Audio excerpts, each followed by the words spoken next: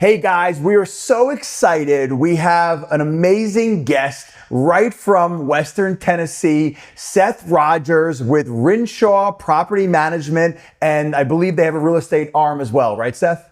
Yes, sir. Yeah, I'm under the brokerage. Awesome, fantastic. Seth, we're going to dive right into it. Tell us a little bit about how you got into real estate and then talk to us about the company that you currently work for today. Yeah, so originally right after high school, I planned to go to college just like anybody else would. Went for one semester. It was during that COVID period. It was all online, so it was kind of rough. I didn't like online. I like hands-on, in classroom. So after one semester, I dropped out, and a good mentor of mine who's still a very well mentor. He's older, retired psychologist.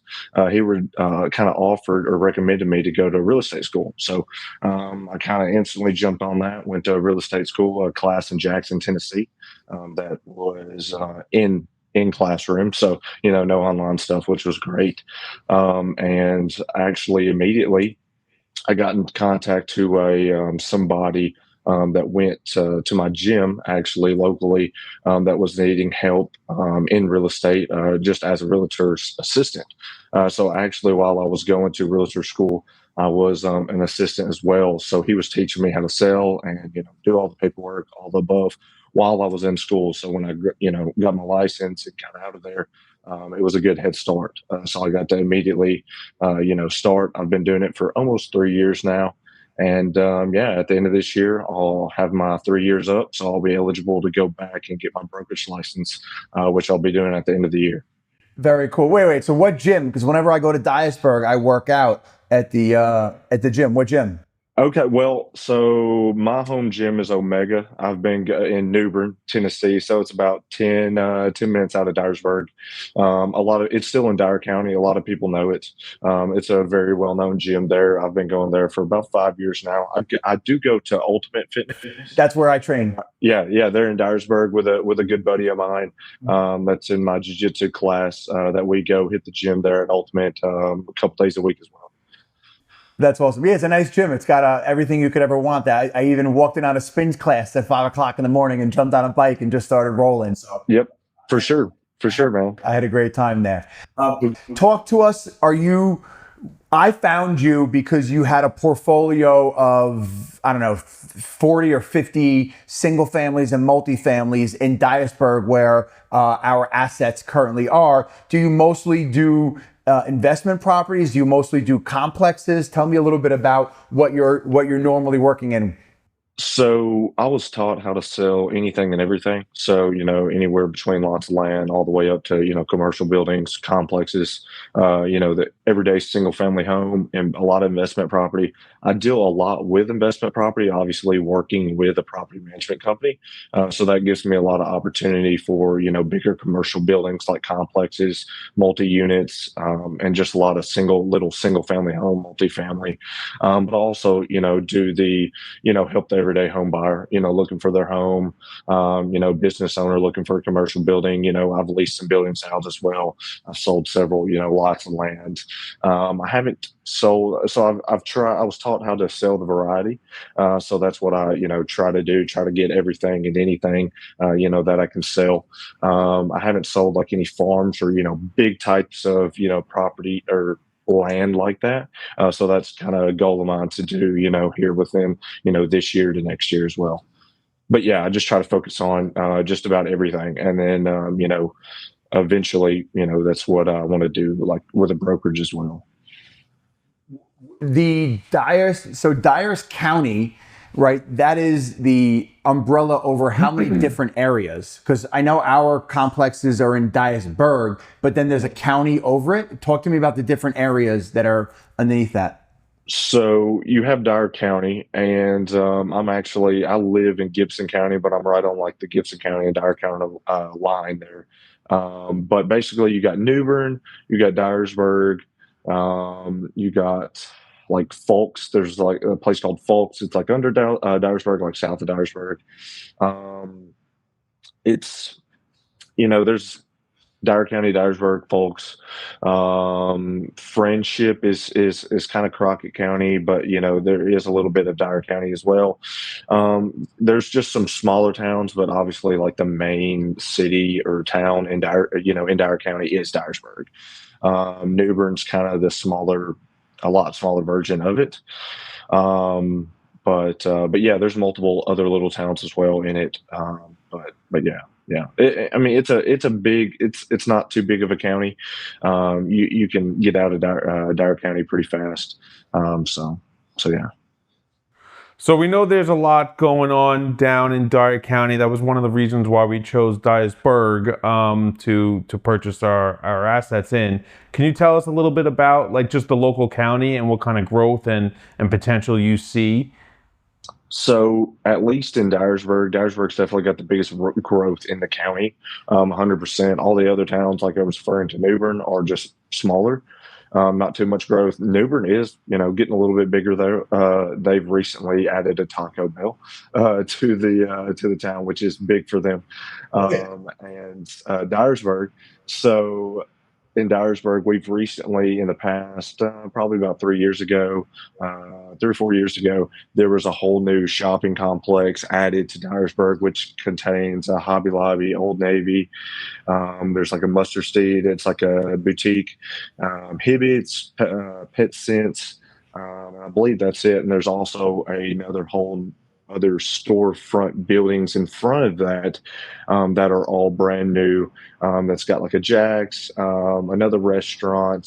It's got a dentist office. It's got a Leaders Credit Union, just a bunch of new buildings right off Lake Road. It's on Highway 51, which meets Lake Road, that's the main part of Dyersburg, which you guys probably know. That's where you got Lowe's, Kroger, all your grocery stores, Walmart, all your restaurants and everything like that. And now they're in the middle of building a Zaxby's, a Chipotle, and an Aldi's as well, which Aldi's is another grocery store as well.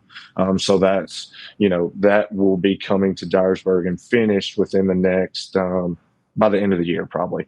Dyersburg's growing a lot here in the past 5 years and will continue to grow as well. I mean, it'll be, if you guys know anything about Jackson, Tennessee, obviously Jackson's growing very rapidly as well. But I think, Dyersburg within the next 5 years plus will be at the level, probably close to the level Jackson's at now. I'll be a very wealthy man if that happens. Indeed, it will happen. It's just a matter of time. 100%. I hope so. We love Jackson. Jackson feels like Yeah, Jackson's great. so. Listen, I guess what do the average people do for work in Dyersburg? So I would say the majority of people, at least 50% probably. There's a lot of big factories in Dyersburg. There's Ermco is one. They do transformers. That's what they build. They build massive transformers. So that's Ermco. That's a really big one. They have multiple different like warehouses and buildings in the industrial side of Dyersburg. And then also Nucor. It's not in Dyersburg, but it's probably about an hour away. And a lot of people make the drive it's about 45 minutes to an hour away. And a lot of people make the drive. Closer to Memphis or closer to Jackson? Or to Arkansas. To Arkansas. Okay. Yes. Yeah. So I guess towards Memphis, but not really in that direction, not really down. So yeah, so it's about an hour away, but it's towards Arkansas. But a lot of people make that drive, and it's a metal,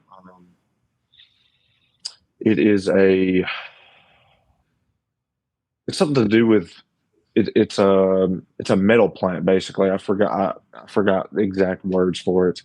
But it's a steel plant. That's what it is. It's a steel plant along with there's another one called Big River Steel. That's close to Nucor, and a lot of people go over there as well. So a lot of people travel for that because they pay very well. And then another company here in Dyersburg is Rough Country. So I'm sure you've heard of Rough Country, all the suspensions, shocks. The things for the trucks, right? Yeah, lifts for trucks, leveling kits, shocks, struts, anything, bumpers, lights, anything to do with a truck, cars, they do it. They put it on your car. They distribute it here. They make it here. They got multiple different factories or buildings here, like 2 or 3, and that's a massive company here as well. That's been built here in Dyersburg for a We while. have a couple of our tenants that live in our St. John's apartments that work there. Yep, 100%. 100%. I was just thinking out loud, the place that you said is about 50 minutes away. We really should have, like, I know you're going to say I'm crazy. And I gotta like preface it when I say crazy things. We should have a bus that goes there every day to drop workers off and pick people up. You're right. Costs us like $100 each way.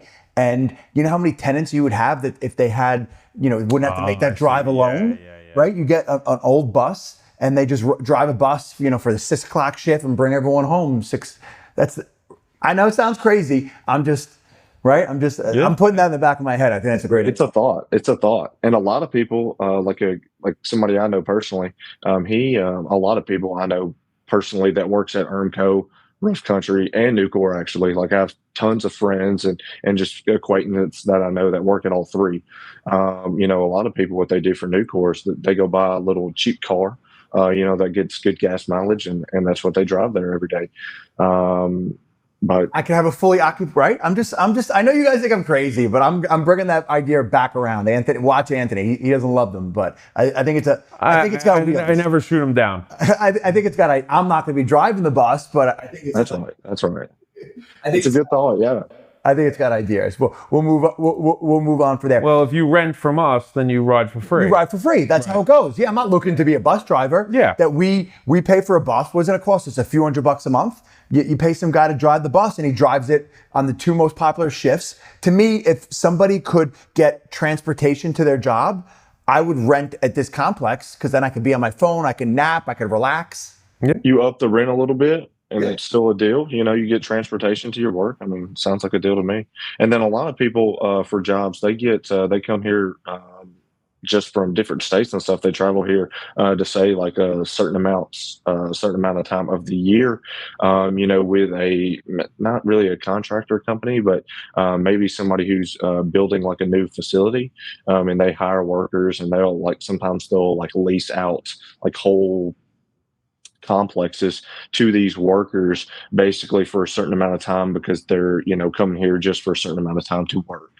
So a lot of people are coming in out of state and stuff like that to do certain jobs here as well. This amazing content is brought to you by Future Gen REI. Future Gen REI is a local syndication organization with Anthony Loffredo and Bryan Karp as the syndicators with over 20 years of multifamily experience. We purchase B and C class assets in secondary and tertiary markets in Tennessee. If you're interested in investing, please reach out to us. We're super, super excited to help you build future wealth with Future Gen REI. Talk to me how, and I can pick your brain forever about Dyersburg, but I want to keep it moving for the listeners that don't care all that much about Dyersburg. But talk to me about how your brokerage works, being that it has a property management arm. Are most of the people purchasing from you guys investors, so they need property management? And I also feel like it gives you an amazing inventory because I said to you, I'm like, listen, I'm looking for something 25 doors plus. And you're like, Bryan, give me a few days. And you came back with 4 complexes for me. So talk to me about how that works. Yeah. So, basically, obviously I was lucky enough and, to put myself in the position that I am, in now and got a, good enough start with all these investors. But basically, I'm the only sales guy under my brokerage. My broker doesn't really have much to do with real estate. They're just kind of my broker, to be my broker. So obviously I can sell real estate. But basically, one of the partners who owns the property management company also owns my brokerage. So that's why, we kind of have the same name. But obviously, I do stuff completely outside of, the management company, and with all their investors as well. But basically, all their investors, they come to me for anything, buying and selling. So obviously, certain times of the year, quarterly, twice a year, stuff like that.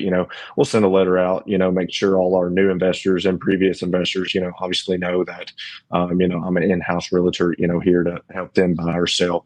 So most of the time, they call me for anything buying and selling needs. So if they want more rental property added to their portfolio, I can hook them up with that. If they need to sell anything, I can hook them up with that. Sometimes I will go to different investors and obviously see if they want to sell anything. If I have some investors looking for certain things like complexes, like you guys. So obviously, sometimes I know certain investors who own certain stuff like that, so that I can just go to and see what they're if they're willing to let go of those things. So I can just just kind of puzzle different people together. So if I know these certain investors own these kinds of properties, and I know these investors are looking for these kinds of properties, I can always go to each other and say, hey, you want to sell or you want to buy, so forth. So obviously I try to get all the business from the property management company in the Jackson, because the property management company has an office in Dyersburg, Jackson, and Memphis. And like I said, they recently merged with another company that was a lot smaller. So they were just adding a lot, some more investors and some more properties to the company overall, which makes them a lot bigger, which they already previously had an office in Dyersburg, Jackson, Memphis as well. It just obviously added to their investors and properties they manage all over West Tennessee. There's hundreds of different investors that that I help handle and that they manage properties for. Obviously, some investors slip through my fingers, so to say, and just call. They might be out of state or something. They'll just call like a local realtor in town if they don't come to my name. A lot of people, when they look up properties for Dyersburg, I do a lot of volume, big stuff, small stuff. So a lot of the times, people will, come across my name, even if they don't get recommended by the management company to me. What's I guess the benefit of somebody selling through you than calling like a big Marcus Millichap or one of the big like multifamily brokers? Well, first of all, there's nothing like that. There's no there's no realties like that around. So I mean, the biggest like realties you would find around here, or even in West Tennessee in general, is, well, maybe not Memphis. Memphis might be a little different, but just like all of West Tennessee above Memphis is Caldwell Banker, and then like a Remax, EXP. Stuff like that, that's like chain realties. You don't really see a lot of commercial realties at all. A lot of the realties around here in Dyersburg, at least, are obviously just, I guess, locally owned as well. So there's not a lot of chains. But, like I said, there is several chains as well. There's probably as many chains as there is, locally owned. So Who is the who's buying? Okay, obviously we're from New York, and we have an apartment syndication, and we buy big multifamily in Western Tennessee. Who else are the buyers there? Who else is buying these properties that are trading in Western Tennessee, in Jackson, and Dyersburg, and off of 40? like bigger complexes like you guys are referring to? Like who? Yeah, who's the avatar of the buyers? Well, I mean, there's a lot of local people here. So a lot of the local people, as you guys know, even the apartments that I've advertised to you guys, that dude's locally owned. He's here in town, and a lot of people in Dyersburg own a lot of stuff in Dyersburg. So obviously, there's a lot of out of state people, owning little single family homes here and there as well. But other than that, obviously, you guys know, some of the stuff that you own now, was locally owned before that. And, I even know some of the people who's owned that previously. So, Jackson, it might be a little bit different. A lot of out of state people come to Jackson as well, just like Dyersburg, but I would say a lot of everybody who owns stuff like that is, local, unless, anybody out of state, you come across anybody out of state. Obviously, I've only been doing this for around 2.5 years, getting close to 3. So, I'm still trying to, obviously get my clientele and everything like that. So I'm building, a bigger one every day. And obviously I'm trying to focus on the whole, variety of things. But yeah, like I said, a lot of people's local around here. Question is, from seeing a lot of the complexes that we've looked at in Western Tennessee, a lot of them, I don't want to say maybe they're mismanaged or there's a lot of deferred maintenance. It's very different to what you see up here in New York, right? In New York, they're much more, I don't want to call them trophy assets, but they're just the amount of deferred maintenance that I've seen on complexes in Dyersburg and in the surrounding areas in Western Tennessee were like nothing I ever seen. What do you think is the reason for that? Well, I know one reason. I know the laws and stuff for tenants and properties like that is a lot different in New York than here in Tennessee, much less Dyersburg. Dyersburg, I will say Dyersburg, codes department and the city is very particular. Like their building codes department and everything like that. I've dealt with them plenty of times. They are very particular. So, but a lot of times, these properties they get the way they are is if first of all, if they're out of state owner, and second of all, if they don't want to, mess with it. A lot of people, who own certain properties like this, have bigger things on hand that they're more worried about, and stuff gets, set to the side and neglected, so to say. And then if you're an out of state owner, a lot of these people, don't come check up on the properties, or they don't, kind of manage their management company, so to say, or check in with them, or and then a lot of them, the main reason is they just don't want to do the work. They don't want to put in the money to do the work, and that's that. That's at the end of the day, that's the biggest problem is, whether you're local or out of state, a lot of people just don't want to put in the money and the work after, tenants do this or that to the properties, which they should, understand that they're getting into that game, so they should understand that that's needed, obviously. But that's probably the biggest issue. Okay, I guess that makes sense to me. I always look at it when a complex has such deferred maintenance and so much vacancy, and I'm like, well, this is an easy fix. Just bring some capital, clean the place up, bring a better class of tenants in, and raise it. But I guess I understand if they got a lot of balls in the air, there's only so much capacity. If you guys like this content, I'm going to ask you to like, subscribe, and share. This is how we grow the channel, and all of our podcasts are sponsored by Future Gen REI. Future Gen REI is a Long Island-based syndication, which is Anthony and myself.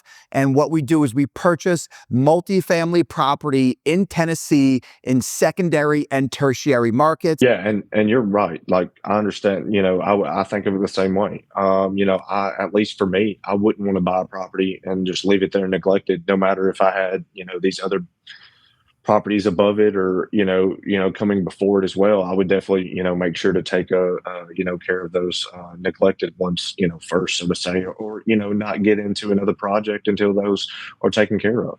But a lot of people they'll just hop into something else or whatever it may be, and they'll just leave the properties neglected. And and a lot of tenants, obviously it depends on the property condition and stuff like that, depending on what kind of tenants you put in the properties, which will either, obviously neglect the properties more depending on the tenant you put in there. So it could just, obviously the certain tenant you put in the property could just make it worse. But obviously, if you have a nice property, you get a nice tenant, for the most part, they keep the property nice. So, at the end of the day, it's just the owner not wanting to put in the work on the front end. Um, and definitely sometimes owners get a bad taste in their mouth after tenant comes in. They've done a bunch of work to the property, tenant comes in, and they just get you know bad luck. Maybe a lot of property management companies around here, or at least I know with Renshaw, they do a very thorough tenant application. So you gotta apply for an application, which is they do a credit check, they do a employment check, they call your employer to check that. They get your last pay stub, everything like that. I mean, they do a very extensive application process. So, sometimes obviously certain tenants slip through, and they can hurt properties. And like I said, it just leaves a bad taste in some people's mouth. But a lot of property management companies, do what they can to obviously prevent that. But at the same time, if you have a $300, $400 rent property, you're only going to get a certain kind of tenant there. Whereas if you have $1,000 to $1,500 to $2,000, rent, obviously you're going to get a certain tenant in there as well. So in my personal opinion, I like to have, nice stuff. So you get nice tenants and you keep it nice. Yeah, it makes the ongoing maintenance and upkeep of the property much simpler, much easier, way less problems when when you vet the tenants correctly. That's something that we're doing over at our 51 unit in St. John's over at the Grove. Is we're getting a lot of applications, but a lot of them are not making it through that vetting process. So weaning out those types of tenants, it sucks in the beginning, right? Because you don't want vacancies, but in the long run, you really want to make sure you have a good group of tenants in there. So Exactly. And obviously you're trying to, do as less maintenance as possible. So if you can do all the maintenance on the front end or on the remodel, so to say, when you get the property and then you make it nice, so you can get those nice tenants in there, you can have, defer maintenance and defer that as long as possible. yeah, without a doubt. You were nice enough, and we had our doors shut, but we'll be reopening them soon. You were nice enough, and you sent me, was it a 56 unit, the Green Street or something like that? What was the one? It's 40 Greenway, 42 unit. 42 unit Greenway. Okay, that's definitely something. Can you just give Anthony a little breakdown of that? He was interested. He was offline. He was asking me about it. Okay. Yeah. So it's 42 units. It's like it's like 4 different buildings all on the same street, basically. They are like built different times of the year, or like they were built at different times. So they're all a little bit different, but they are like, it's 4 buildings, I believe. It actually could be 5 or 6. I can't remember, but yeah, like I said, it's 42 units. It's down one street. It's a lot of people from college and stuff stay at these and stuff like that. And they were just built at different time frames. So some are older, like at the outside. Some are older, some are newer. They're all like on the same parcel or touching parcels. They might all be on the same parcel. I'm not sure, but it's just one area, like one whole street, basically. It's right by Dyersburg High School. It's down the road, but like I said, almost all those units are rented and occupied. So what other questions were you exactly looking for, Anthony, or answers you were exactly looking for about Greenway? He was just curious about the, what it looked like, how many bedrooms the units were, and just kind of what driver, like who were the tenant occupants. So, and you kind of answered that question saying it's mostly Yeah.